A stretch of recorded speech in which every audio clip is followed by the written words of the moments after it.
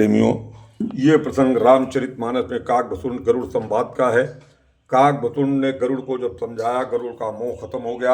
आगे गरुड़ बहुत खुश हुए और उन्होंने कहा, महाराज अब हमको कुछ आगे की ज्ञान बताइए। तो काकभसून कहते हैं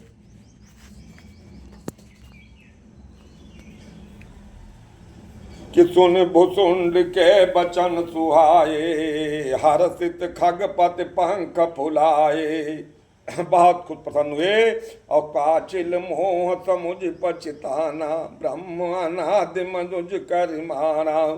तो तब सरोपकारुण रघुनायक, मोह जियाए जन सुखदायक। और प्रभु अपने अविवेक ते, बूझऊं स्वामी तोहि कृपा सिंधु सादर कहो, जान दास निज मोहे। अपना दास समझकर महाराज कहिए कि ज्ञान बिरत बेज्ञान निवासा, रघुनायक के तुम प्रिय दासा। आपको प्रभु के दास हो गए, आपको ज्ञान कहाँ से आ गया? तो कारण कवन दे यह पाए, तात सकल मोह कहाओ बुझाई। ये काक शरीर तुमको क्यों मिला? तुम इतने ज्ञानमान होकर के तुमने कौवे का शरीर क्यों पसंद किया? तो काकभसून कहते हैं कि नाथ सुना मैं अत स्यो पाही, महाप्रयो नाथ तो नाही। हमने सुन रखा है कि उन्होंने कहा कि जब महाप्रलय हो जाती है, सर्वनाश संसार नष्ट हो जाता, तब भी तुम्हारा नाश नहीं होता है। तो अग जग जीव नाग नर देवा, नाथ सकल जग काल कलेवा। तो प्रभु तो आश्रम आए, मोर मोह ब्रह्मभाग, कारण कवन सुनाथ सब कहो सहित अनुराग। प्रेम सहित मुझे समझाइए महाराज। तो गरुड़ गिरा तो निहर त्यो कागा, बोले उमा परम अनुरागा। भोले बाबा कहते हैं, प्रिय हे उमा। जब गरुड़ जी ने प्रश्न किया तो काकभसून बहुत प्रसन्न हुए और कहने लगे कि सब निज कथा कहूँ मैं गाये, तात सुनो सादर मन लाई। पहला सूत्र है सादर, यानी प्रेम से आदर के साथ इसको श्रवण करोगे तभी आनंद आएगा। तो सब कर फल रघुपति पद प्रेमा, ते बिन को न पावे क्षेमा। जय ते कछु निज स्वार्थ होए, तह पर ममता कर सब कोई। ये सूत्र है काकभसून ने कहा संसार में कि जिससे जो स्वार्थ होता है, तो सोई पावन सोई सुभग शरीरा, जो तन पाए भजी रघुबीरा। वही सुंदर है, वही सबसे प्रसन्न है जो ये मनुष्य शरीर पा करके और भगवान के भजन करता है। आगे कहते हैं कि प्रथम मोह मैं बहुत बिगोवा, राम विमुख सग कबहु न सोवा। प्रथम जन्म, पहले जन्मों के हमको बहुत मोह हुआ। तो कवन जोन जन्म जानाई, माई खगेत भ्रम रम जग माई। हमको सारे जन्मों का ध्यान है। ये लोमस जी ने हमको आशीर्वाद दिया था, लोमस ऋषि का वरदान था मेरे लिए। और मुझके बहुत ऐसा कोई वही नहीं है जिस यौन में हमने जन्म लिया हो और हमको सब याद है। सुध मोहिनाथ जन्म बहु केरी, त्यो प्रसाद मत मोहन घेरी।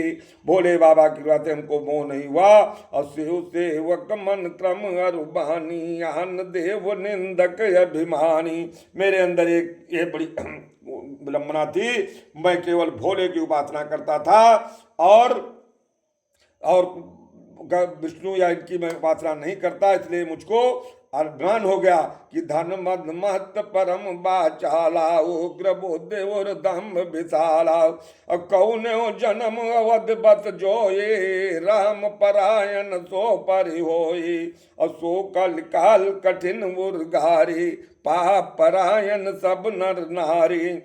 ये कल के प्रभाव का वर्णन किया। और कहते, मैं जब लोमस जी ने बार बार कहा और मैंने बार बार उनसे कहा, तब उन्होंने मुझसे कहा जाओ तेरा काक का शरीर हो जाए। उनकी वजह से हमको ये काक, और मैं इसमें इतना मग्न हो गया। आगे कहते हैं कि जब श्रुति बेचक पूप प्रजातन, को नहीं मान निगम अनुशासन। कल का वर्णन करते हुए कहते हैं काकतुंड कल का ये प्रभाव होगा कि मारग सोई जा कहूँ जोई भावा, पंडित सो जो गाल बजावा, सोई सयान जो पर धन हारे, जो कर दम्भ सो बड़े आचारी। इस कलिकाल का प्रभाव है, वही बुद्धिमान माना जाएगा, वही सबसे ज्ञानवान जो दूसरे का धन हरकर चतुराई से अपना ले ले।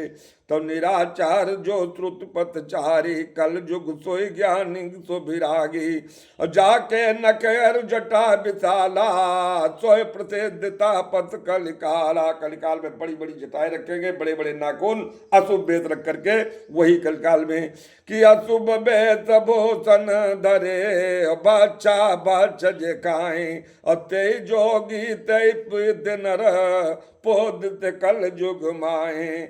काकतुंड जी कहते हैं रोड से कल का ये प्रभाव है।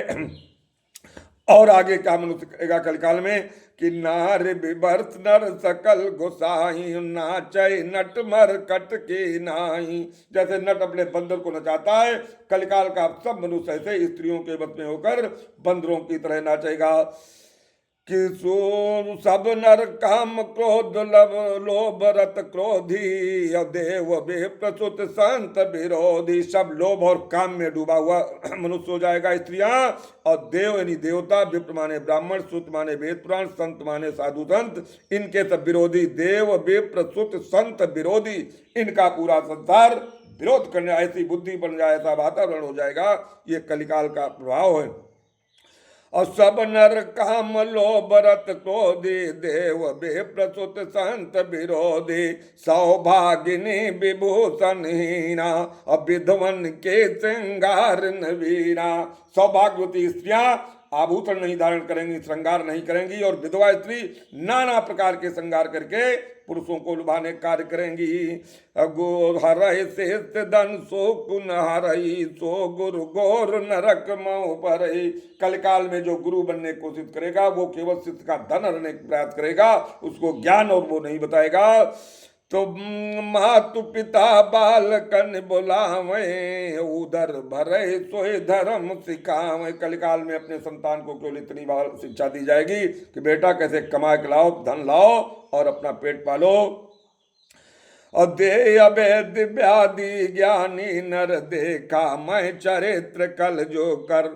कई कल्पों में मैंने ऐसा देखा है, ऐसा हर बार होता है कि कल्प कल्प प्रभर के कि एक नर का पर दूसरे श्रुति कर तर का। कल्पों कल्पों तक नरक में मनुष्य बात करता, लेकिन अपने दुष्कर्म और निवृत्त प्रत्य को नहीं छोड़ता है। कि नार मुई ग्रह संपत्ति नाते, मूड मुड़ाए हो सन्याते, तो वे प्रनिरचर लोलुप कामे।